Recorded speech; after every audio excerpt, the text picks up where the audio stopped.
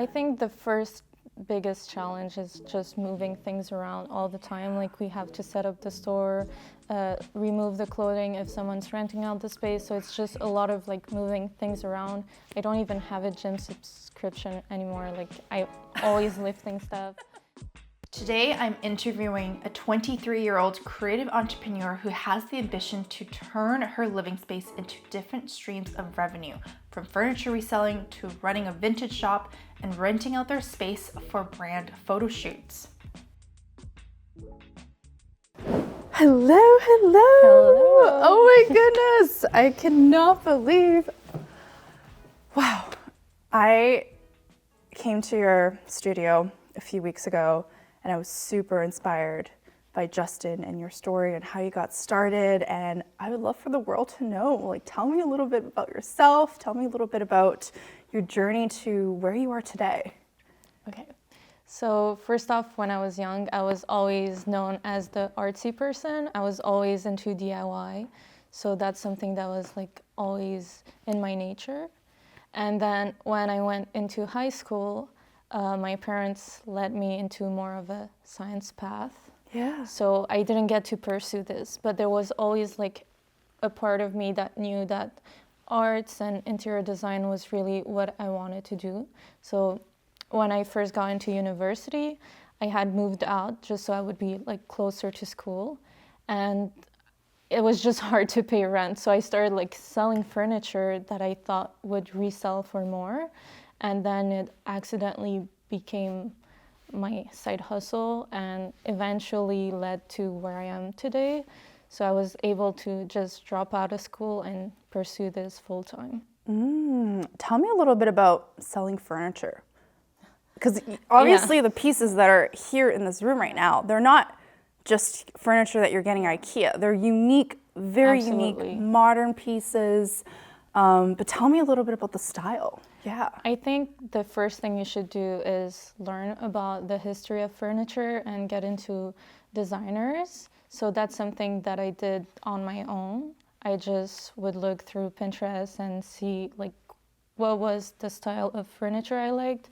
And eventually I came to realize that I was more into brutalist interior design. So I learned more about it and just looked on Facebook Market. Back in the time, like a few years back, it was much easier to find items just because I feel like it wasn't as known as like after COVID. Just everyone was on Facebook, so it was very hard to get my hands on things that I knew I would want. Yeah. Yeah. So when you started this in high school, you were buying and selling furniture. Like, how did, was there any criticism? Was there like, when you, like, did you receive a lot of support when you were doing this? Like, tell me a little bit about in terms of like the support that you received. I think it was mostly accidental. Like I would purchase furniture and then get sick of it, so then I would resell it. It wasn't really intentional that I would want to resell. My parents were not supportive of it just because for them it was like used furniture, so it had absolutely no value. But I kept telling them that I was disagreeing with them and I kept going through it.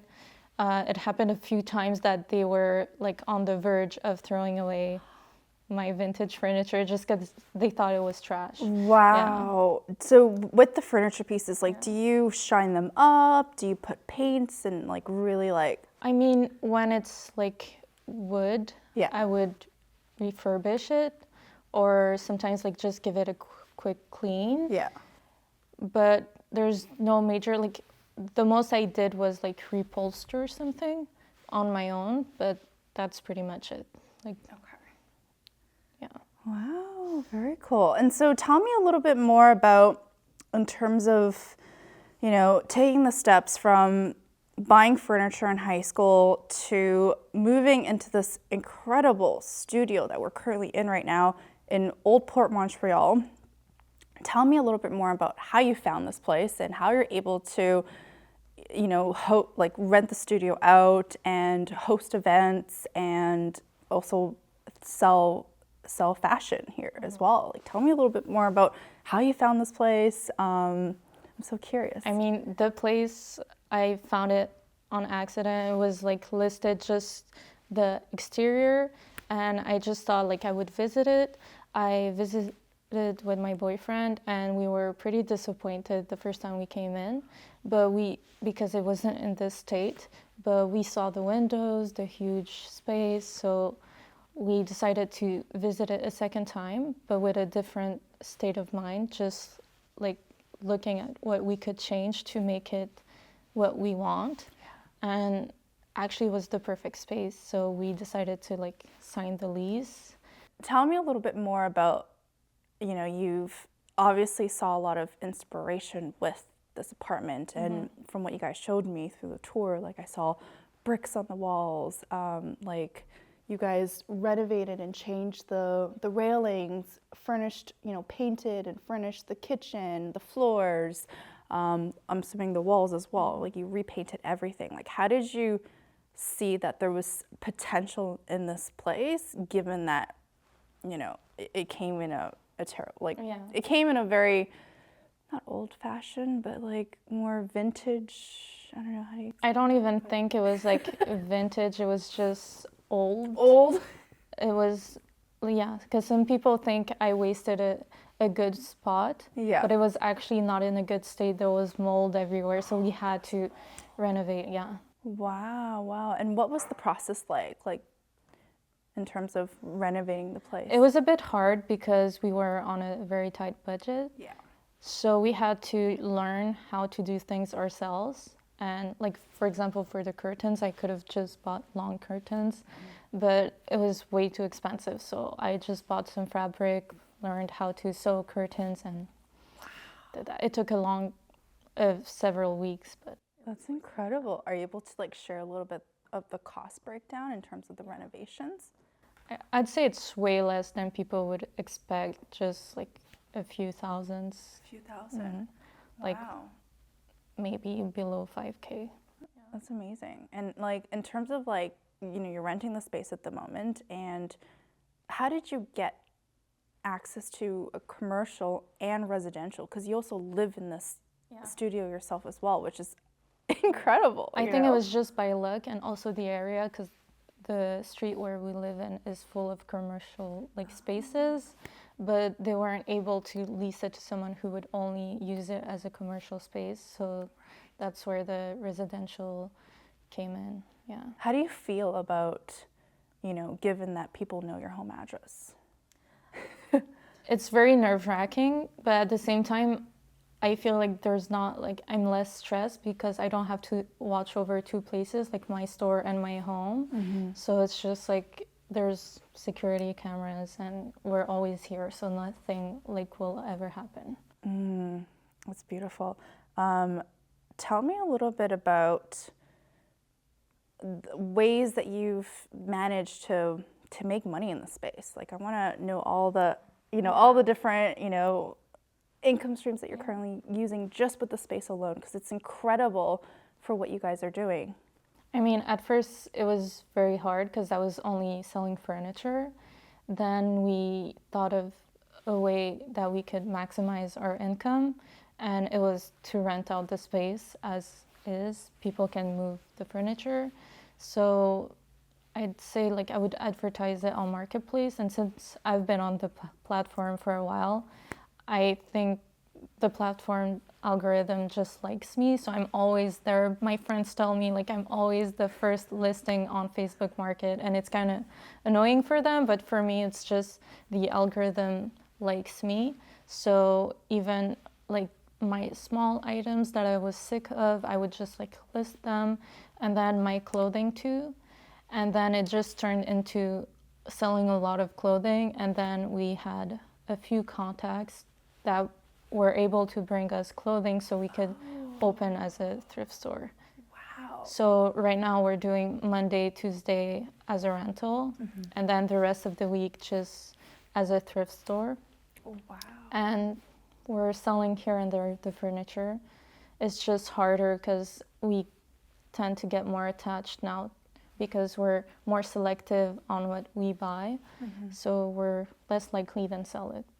If you don't mind me asking, like, what's the ROI in terms of buying and selling furniture? In terms of like percentage? It really depends. Sometimes it's just about finding the right customer, but I feel like nowadays it's harder to get the right price just because people tend to not see the value of things. So it takes a bit more time, but you want like a profit percentage. Yeah, I'm just curious. Yeah. I would say like anything above 40% is very good. Yeah. That's very good. Yeah. And so how do you find your buyers? Just on Facebook Market. Facebook and now Marketplace. we do have some people that were recurring buyers, so they just like directly message us to see if we have anything new. And who are these recurring buyers? I think they're just more well-fortunate people from like the Westmount area, or just people who are genuinely interested in those pieces and know the value of them. And for the prices we sell them at, there's still like a margin of profit left, so they can, I feel like even some resellers buy from us. Resellers buy from you? Yeah, but they ship like worldwide. Wow. So, so what would like, let's say the cost of these chairs that we're sitting on right now, like what would the cost look like in terms of like you buying it, in terms of you marking it up? I'm just curious to know. We bought them for $800 for both. For both? Wow. Yeah. Very good. The shipping was expensive since it was in Sherbrooke. Okay. But I would say we could easily, like, if we find the right person, like, sell them for $2,000 each. Wow. Yeah. That's incredible. But I'm not gonna do it. No, I love them mean, way too yeah, much. these but are incredible chairs. Yeah. And it's also with time, they just even appreciate more, so Yeah. it's very worth it. Did you add any like touches to it, like in terms of cleaning or? I mean, we gave it a quick swipe, but That's it. Yeah. Wow. So it came in a very good condition. And what do you think is one of the biggest challenges in terms of like running your businesses right now? Because you have your thrift shop, you have the rental studio, and you're selling furniture. So you're doing 3 things in one place, and you also live here as well, which is incredible. I think the first biggest challenge is just moving things around all the time. Like we have to set up the store, remove the clothing if someone's renting out the space. So it's just a lot of like moving things around. I don't even have a gym subscription anymore. Like I always lifting stuff. But I'd say it's also like knowing where it's gonna go, because obviously we don't have time to like do all of these things at the same time. So we have to like figure out where it's gonna go in the future, like which is gonna be the thing that we're gonna focus all our energy in. Yeah, I think that's like a bit stressful for us now. Yeah, I can see that. Yeah. Okay. And so tell me a little bit about like, what's your like next step with your future? Like what do you see happening with the space in terms of monetizing it? I think we're gonna lean more towards like starting a design company, just having a specific style and sort of like bringing it into Montreal, just because it's not as seen in Montreal. Okay, tell me a little bit more about the design company. Like, would you be sourcing different designs and styles, or would you be actually creating it yourself? We were thinking of like mixing a bunch of things. So first off, like flipping houses, then for like filling it up with furniture we curate, and eventually maybe starting a line of our own pieces. Yeah. What do you mean by flipping houses? Just renovating, keeping the bones, but still like making it our style. Yeah. That's very cool. Very, very neat. In terms of like right now, in terms of like the 3 businesses that you have in the space, like what has been the most profitable source of revenue so far? I think it depends. The easiest source is rentals, just because we already put the work in, and now it's just we can lay back and relax. But I feel like for the time period that we're in, the store is working very, very well. Especially with the tourists, because we're in the old port. So you got a lot of tourists. Yeah. Wow. How did tourists who are just visiting Montreal find find out about your I shop? think it's just because we're the only thrift store in the Old Port area if you look up on Google. So, yeah. What advice would you give to someone who's just, starting in their early 20s? They want to be an entrepreneur, they want to, do their own thing, but they may not have like a source of funds to supply them to go and buy furniture, but they want to go on that path. They want to be able to like rent out a beautiful studio like this and to do something like what you guys are doing. Like what kind of advice would you give to like your younger self? I think it would just be what I did, to start small. You can start by selling your own things and then spending that money into buying new things that you can resell for more value. And it's also important to find something you're genuinely interested in, so that, because there are a few things that you're not going to be able to resell, so you would have to want to keep it if that's the case. And just with time, you have to be patient. For me, it took me 5 years to get here. So 5 years. yeah. I mean, we started the studio a few months back and it's already working very well. But in terms of like putting my energy into this, it's been 5 years, yeah. That's incredible. Wow, like I am super impressed by what you're doing, especially, you're still in your 20s, you're still in your 20s, right? Yeah. Okay. Sorry. I'm 23, so yeah. You're 23. Yeah. Mm. You're still in your 20s. You're 23. You're obviously smashing it in, like doing the fashion, thrifting, with furniture selling. You've obviously have an incredible vision for what your future is going to look like. I feel like when I was at 23, I was still like backpacking and, wanting to just travel and like. I mean, really I don't travel, so I being think a it's business owner. It's my sacrifice. I don't enjoy myself at all. Really? I would rather work hard now and then get a break later. Yeah. I can see that. What would taking a break look like in the future? I mean, just being able to have the business running on its own with employees, and being able to just have my vision with a team. Yeah. Yeah, and that's when you have the design label. the Ideally, fashion yeah. label. Yeah. Are you currently working towards it at the moment, or? I think we're working towards like posting more on social media and really starting to post like transformation videos on what we do with furniture, or sometimes if we make something from scratch, just show it to people. Yeah. I can see that. Very cool. No, I love your Instagram Thank you so account. much. It's growing really rapidly, and you guys have some really good content as Thank well. you so much. So yeah, and I see a lot of like people like sharing like your space, the photos of the thrift shop that you guys have. So I think you have a lot of like influencers and content creators that come in here too. And no, it's super great. Like there's so many ways to be able to like monetize. And how big is the space, by the way? I think it's 1,700 square foot. 1,700 square foot. Yeah, no, it's incredible.